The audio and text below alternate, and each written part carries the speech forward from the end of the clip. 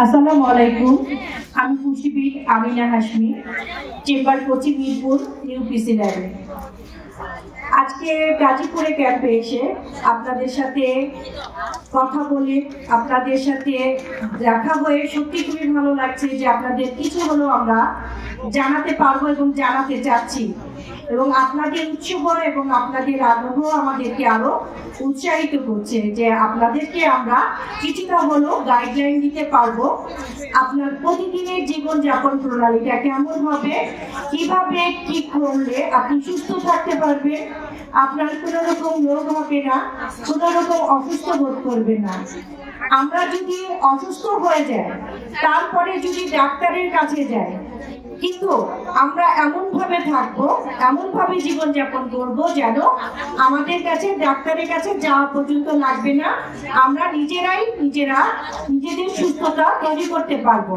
তো আমাদের জীবনযাপনটাকে যদি আমরা ধরি, সকালে ঘুম থেকে উঠবো, ফজরের নামাজ তো আমরা সবাই পড়ি কম বেশি, সেই নামাজের পরে আমরা দোয়া করব এবং কিছুটা সকালের বাতাস, সকালের যে নির্মল বাতাসটা, এই ফ্রেশ বাতাসটা আমাদের প্রত্যেকের জন্য অনেক অনেক ভালো এবং উপকারী।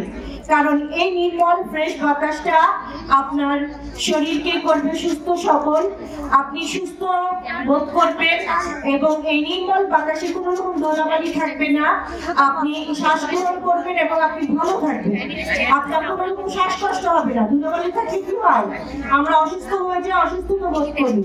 তখন এই নির্মল সকালের যে বাতাসটা, এই বাতাসটা আপনাদেরকে অনেকটুকুই সুস্থ রাখতে সাহায্য করবে। এরপরে শুরু করছি সকালের নাস্তা। অবশ্যই আমরা সবাই সকালে নাস্তা দিব। সকালের নাস্তা কখনোই বাদ দিব না, 8টার মধ্যে অবশ্যই সকালের নাস্তাটা আমরা গ্রহণ করব।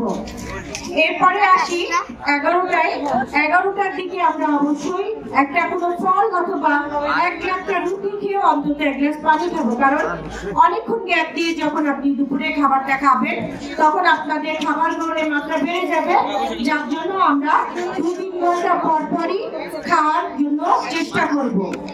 এরপরে দুপুরে খাবার খাবার সময় মতো, বিকালে কিছুটা হলো, সন্ধ্যায় আমরা কিছু হালকা নাস্তা নিব, একটা বিস্কিট, একটা লাচা নিতে পারি।